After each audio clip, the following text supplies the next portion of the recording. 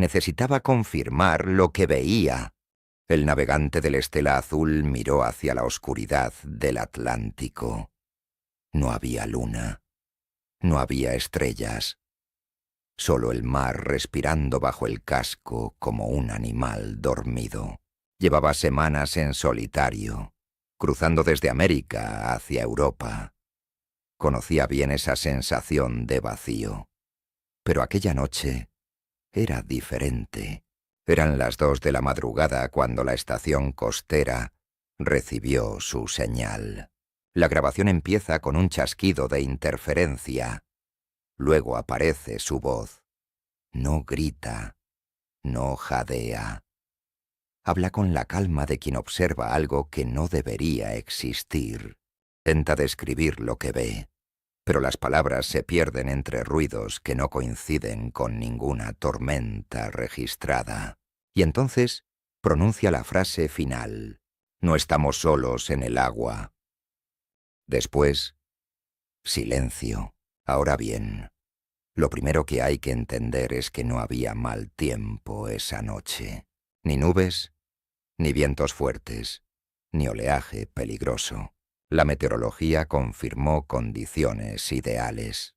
Lo único extraño fue un descenso abrupto de presión en un área reducida, como si algo de gran tamaño hubiera desplazado el agua bajo la superficie.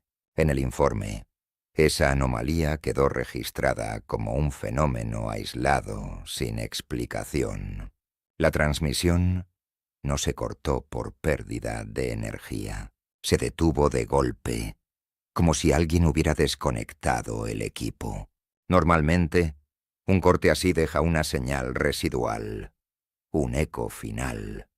Pero en este caso, no hubo nada, solo vacío.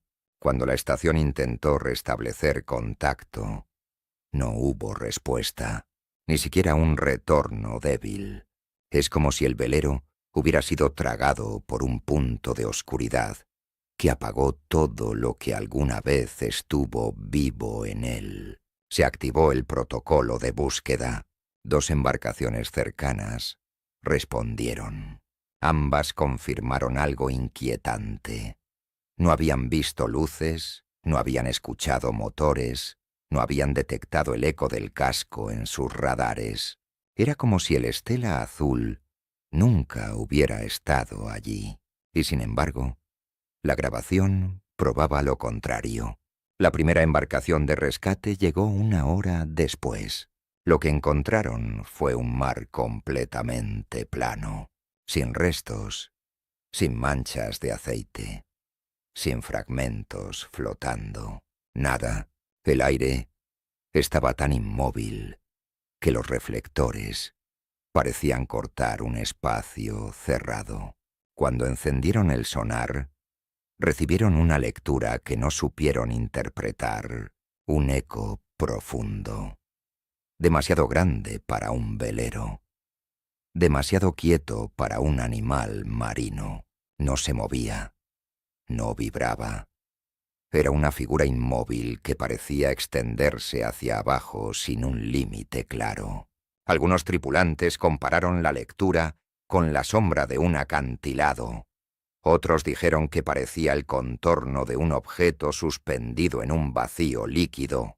Segundos después, el eco desapareció sin dejar rastro. No se desplazó, no disminuyó. Simplemente se apagó. A la mañana siguiente, enviaron helicópteros. Tampoco encontraron nada. El Estela Azul figuraba como desaparecido. La última posición registrada coincidía con un punto donde no había corrientes peligrosas ni antecedentes de accidentes. El tripulante era un navegante experimentado con cientos de millas acumuladas. La nave estaba en excelente estado. Y sin embargo, desapareció.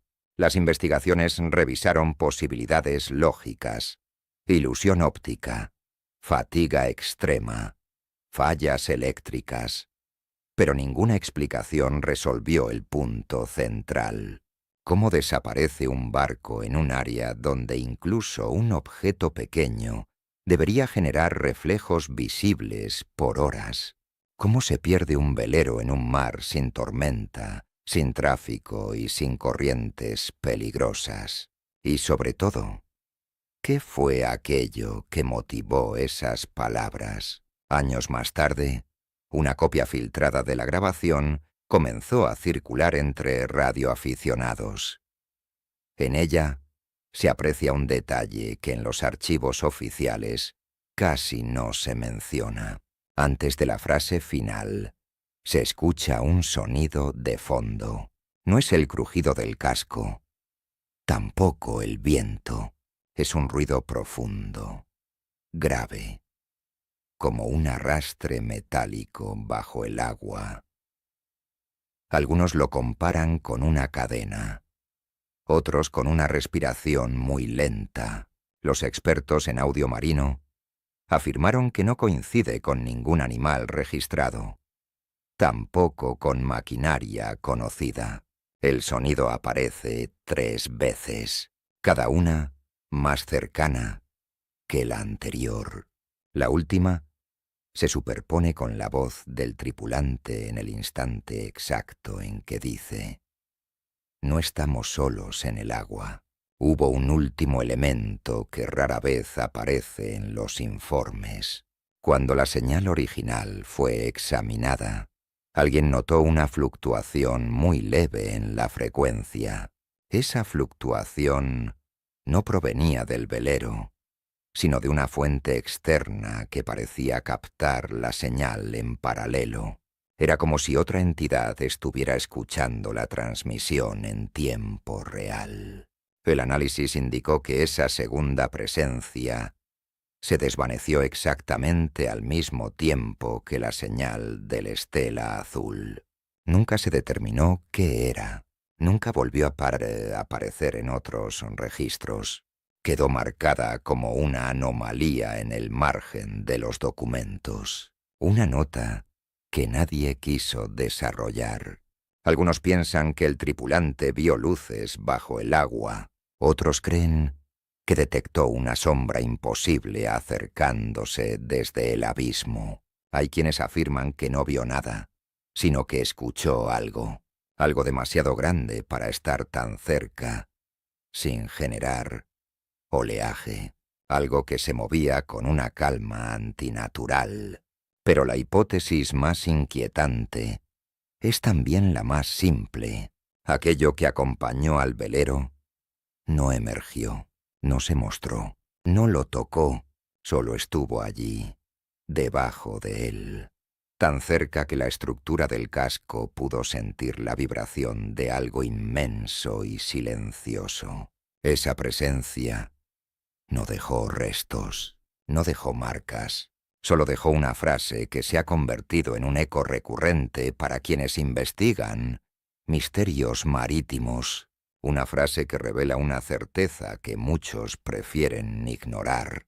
En el océano, lo visible es la excepción. Lo que importa está siempre en las profundidades. Y esa noche, en un punto aparentemente vacío del Atlántico, alguien lo supo demasiado tarde.